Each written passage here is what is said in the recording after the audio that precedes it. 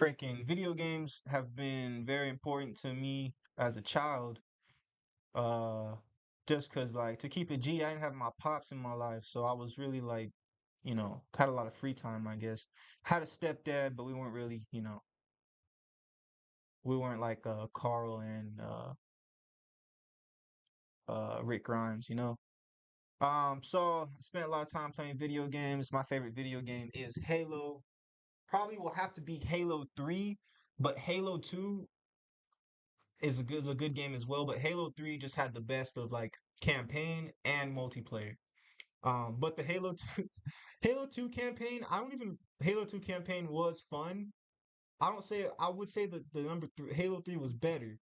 And Halo 2 multiplayer was fun, but it was like chaotic and fun. Halo 3 multiplayer was like polished, freaking like, yo, this is where like the pinnacle of gaming started.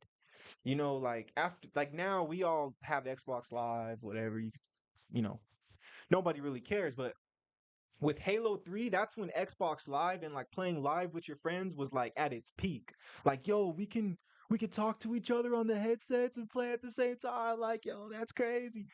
Um, so I got to grow up during that era where, my first console that I ever played was freaking PS1 or like Sega Dreamcast. So I got to see the evolution of consoles, as well as cell phones too. But that's a little bit of background about video games.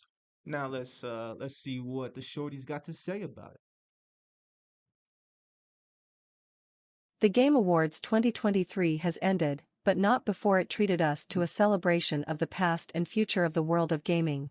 While the Game Awards was filled with big reveals and news about upcoming games, it also obviously honored the incredible games and developers from the past year.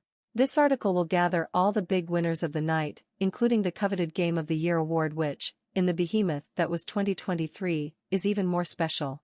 While this year was filled with games that all could have won Game of the Year in other years, only one could walk away with the award, and this time it was Baldur's Gate 3. Not only did Baldur's Gate 3 win Game of the Year and Shadow drop its Xbox version, but it also won Best Community Support, Best RPG, Best Multiplayer, and the Player's Voice category.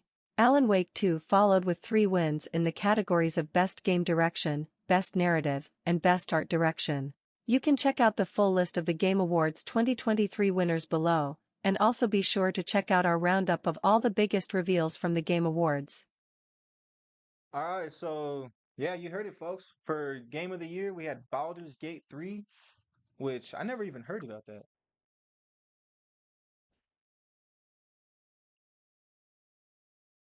The other nominations were Alan Wake 2, Spider-Man 2, Resident Evil 4, Super Mario Bros. Wonder, and The Legend of Zelda Tears of the Kingdom. Let's see what Baldur's Gate's got to say.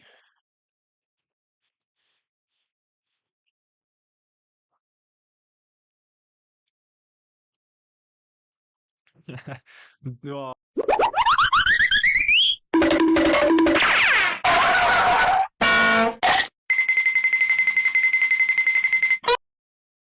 Are you serious? It was one of those type of games? You got the wrong room in Baldur's Gate 3. Should mind myself. Hey, you know what? This is kind of like Flight, but better. Huh? Whoa. What's wrong, guys? Guys, The Shadow Curse lands. I thought we were playing video Makes games. back home in the Underdark seem quaint. Yo, this kind of seems like Flife though.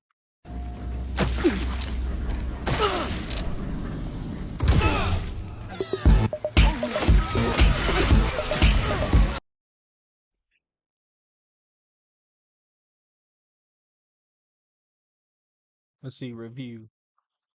Hey, y'all know I like Flife, man. We got some Flife videos on the chat, so I can't even hate, man. I can't even hate. Do not play Baldur's Gate 3 without watching this video. First off, it's turn-based. Take it or leave it. Now, if you take it, understand that I really like turn-based. I love D&D and I hate cutscenes. I'm one of the people who rarely follow a story within the game. With that being said, Baldur's Gate 3 is one of my favorite games of all time and the greatest RPG ever. Yeah. The story is actually followable, and your choices matter, so naturally you're more invested. Your choices really matter. I've had multiple playthroughs of the game where enemies became allies and allies became enemies. Speaking of NPCs, every character is full of personality that's shown through really well done voice acting, including the animals. Like every animal. So having someone that can speak to animals is actually useful. Or not, you can just sneak around. Or talk your way through everything, or kill your way through everything. The choice is really there. That freedom extends into combat, but the fights are not easy. You have to learn your way through the many systems of the game, and not just combat, but the game in general. And that will simply be too overwhelming for many people. Even if you do master the systems of the combat, you will die. Luckily, you can bring them back fairly easy. Maybe too easy, to be honest. And with all that this game has to offer, and me... That's pretty lit, actually. I've been playing Baldur's Gate 3 for 12 hours straight. I completely understand this guy now. I don't want to eat. I don't want to sleep. I want to shit in a bucket so I don't have to get up to go to the bathroom. Alright. Hey. So Baldur's Gate 3 won Game of the Year, and it finally came out for Xbox, so I can finally play it. But I was looking at the reviews, and I was like, wait a minute, there's some 1-star reviews? I have to read these. It has me rolling. 1 star, waste of time. This game is addictive and has no respect for your time. In the amount of time you beat this game, you can actually go out and do something meaningful, learn a new hobby, spend some time with family, heck, even physically transform your body, and drop your cholesterol to a healthy number. Which, by the look of most of you... Dang. I would love to hate on that, bro, but that probably seems like it's right up my freaking alley, bro. Shout outs to Baldur's Gate 3. Best game direction, we had Alan Wake 2 was the winner for that. Nominees were Baldur's Gate, Spider-Man, Mario Bros, Zelda. Let's see some freaking Alan Wake content. Alan Wake 2, 3.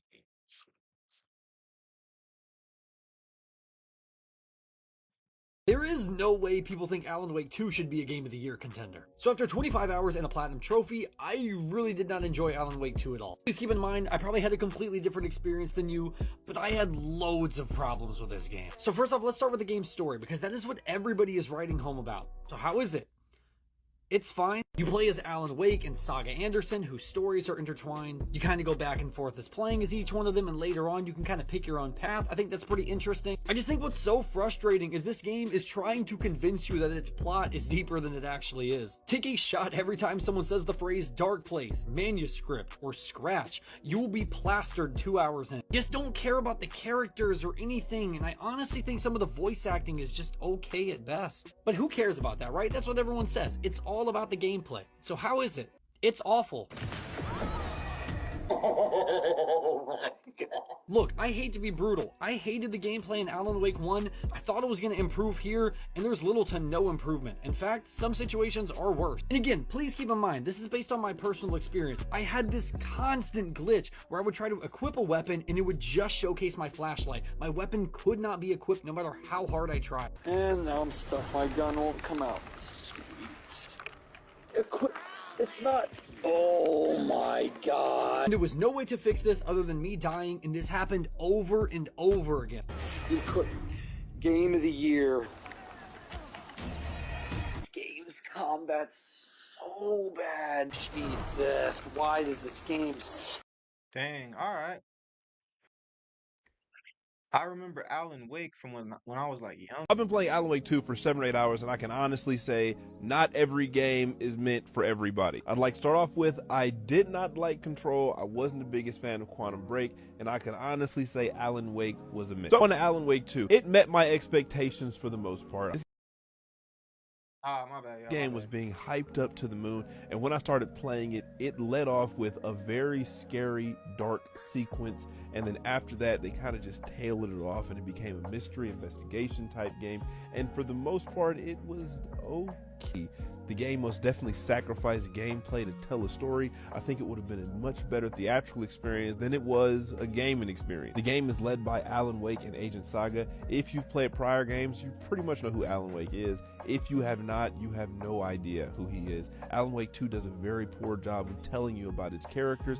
Every now and then it'll kind of give you snippets on the backstory, but for the most part, it's just relying on you to know about them. But Alan Wake 2's story is very good, and it is indeed the highlight of this game. It's so good that it almost makes up for the poor gameplay and the poor combat.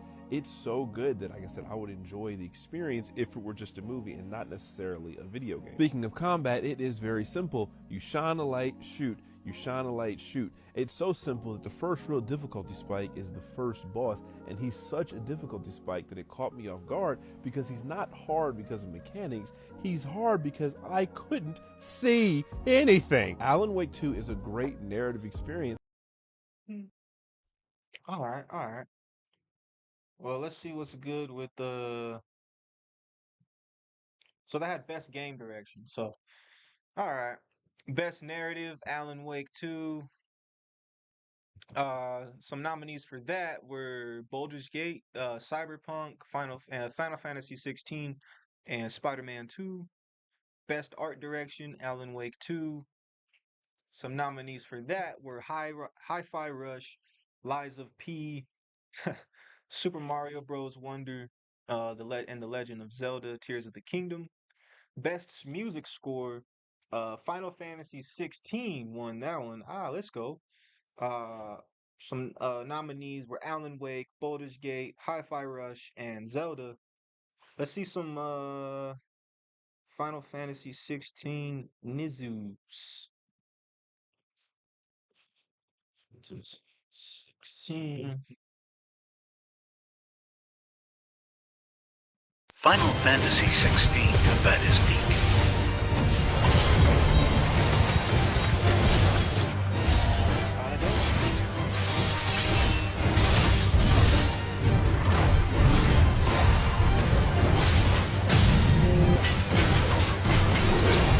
Gotta find a review for listening on audio. By the way, I do have the show now on Spotify. I got the last few episodes on it, so please feel free to go and listen to the audio version. There is no way people think Alan Wake 2. Crap. Final Fantasy 16 review. Let's see. As massive fans of the Final Fantasy series, we need to talk about Final review? Fantasy 16, because it's setting out to do something quite different, not just from its combat system, but also to the way that the classic summons within the game are used for crazy icon battles. There's a fair bit to talk about, from the story to the combat, to the music, to the graphics, and more. So we have a bit to go over here. But a quick disclaimer, this is our impressions. Both myself and 269 have now completely finished the story. While playing, we had a heavy focus on completing the main story. This meant we skipped a majority of the side quests. That's like 30 seconds. Final Fantasy 16 is a butt game. What's that? Okay. Yeah. Final Fantasy 16 is a game that makes you say butt a lot. And by that I mean I could confidently say that this is one of the most fun games I've played all year. But I'm going to repeat the same thing that you... Reviews finally dropped for Final Fantasy 16. The game is currently sitting at an 88 over on Metacritic with an 89 on OpenCritic, and 94% of critics recommend playing it. IGN, GameSpot, and Destructoid all gave the game a 9 out of 10. Game Informer gave it an 8.5 out of 10, and Games Radar gave it a 4.5 out of 5. IGN says, featuring fast, reflex-driven, action-heavy combat, Final Fantasy 16 is certainly a departure from what fans may expect out of a Final Fantasy game, but its excellent story, characters, and world-building are right up there with the best the series has to offer. The game launches today on PlayStation 5. Let me know down below, are you going to check it out? Reviews... Alright, nice. So that one, best music, best audio design, let's see, there's tons of awards here. Best indie game, let's go. We had nominees were Cocoon, Dave the Diver, Dredge, Sea of Stars, and Viewfinder. And the winner was Sea of Stars. Clap it up for Sea of Stars, you know what I'm saying? Clap it up, clap it up. Let's see what's good over here.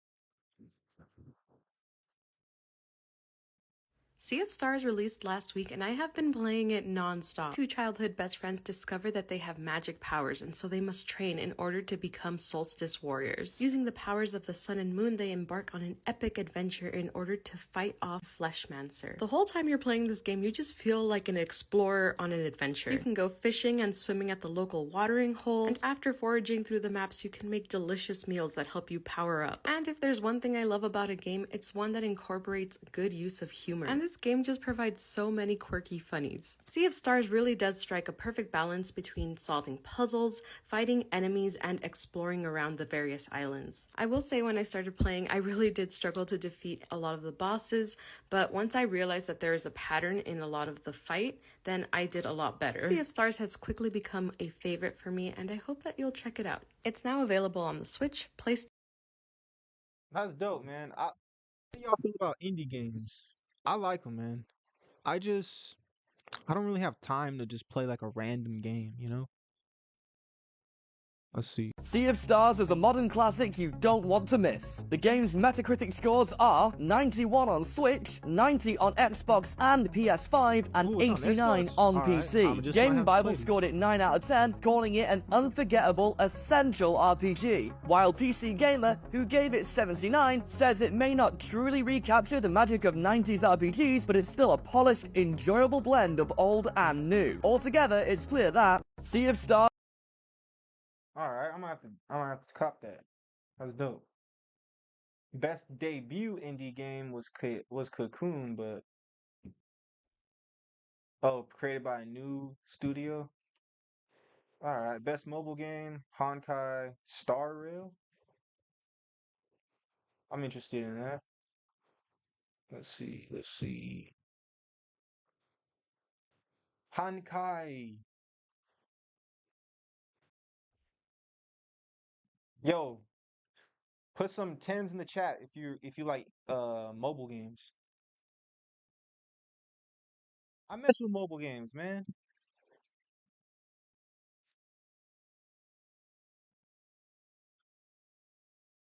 Dun, dun, dun, dun. Honkai Star Rail is fine. The game feels good to play for a turn-based game. I do like how you can use the ultimates whenever you want to, the bursts essentially. One of my problems though with the game is that all the debuffs are the same. It's all just DOT damage. Oh shoot, one sec, y'all, one sec. Just want to make sure we're still kicking.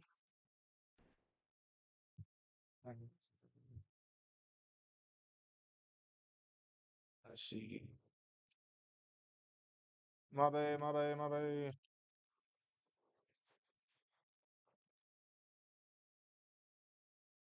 Do do do do do do do do do do do do. Essential RPG, while PC. Alright, I'm just tripping, yo. No, I'm just playing. I got my iPhone right here to my left, so it started bugging out. Alright, let's keep pushing. It's lame, it's boring, and it could do so much better. You got your standard banner with the blue poles, which are called Star Rail passes, and you got your rainbow poles, Intertwined Fates, with the special Star Rail passes. One really cool feature with Star Rail's gacha is that the first 300 poles in the standard banner, you can actually choose what standard banner 5-star that you want. I think what this game seeks to accomplish, it does. It is a Hoyoverse game that is turn-based. It has great characters, the story is kind of decent, it seems like there's good lore here, but it doesn't really try to do anything super special. When it comes to Honkai Star Rail, overall... Alright. Any mobile games y'all recommend? Woo! Let me know. Oh, ini ku punya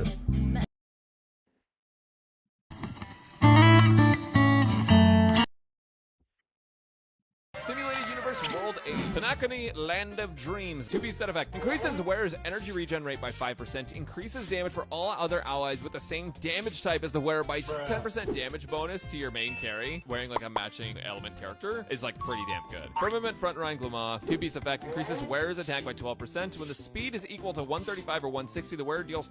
Alright.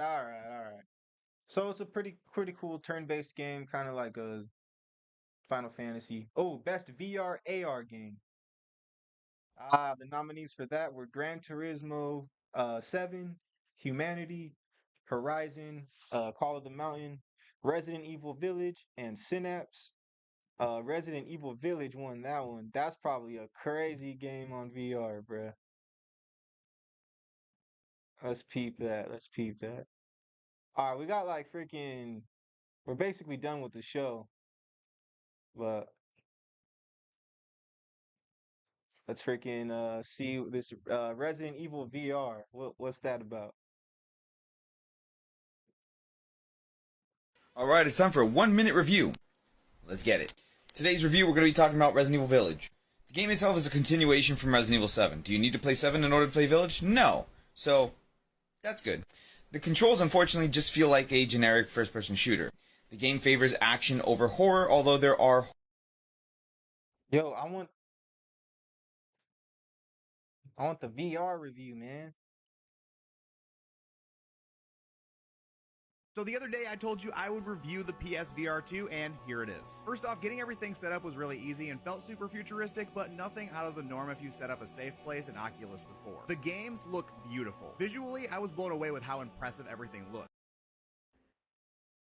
If you're a PSVR 2 owner like me, you know the struggle is real. The headset is awesome, but there just aren't that many exciting games to play on it. I didn't want it to become a $550 paperweight, so I tried out Resident Evil Village, a game that I've played before and knew I loved, but now I'd be experiencing the thrills in super immersive VR. I don't know if you've tried anything horror related in VR, but my god, the scares are definitely amplified this way. I didn't expect the game to feel so fresh, but actually being inside the game world almost made it feel like I had never played the game before. Every environmental detail, from the dilapidated rundown village to the oppressive grandeur of the castle, just feels so much more impressive and novel when it's totally surrounding you. Also, because the headset tracks where your eyes are looking, shooting and aiming is satisfyingly accurate and precise. It's super fun. I know this game wasn't originally developed as a VR experience, but that doesn't stop it from being one of the best games that you can play right now on PSVR 2. Alright. That's tight. All right, if you've been on Twitch at all in the last few days, I'm sure you've seen Resident Evil 8. I'm here for a quick review before I go and review on our YouTube channel. Should you play Resident Evil 8? Estas son las VR2 de PlayStation.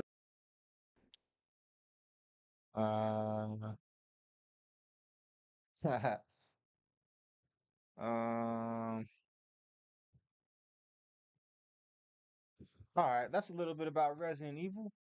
Let's see. Best action game. Alright. That's pretty much it.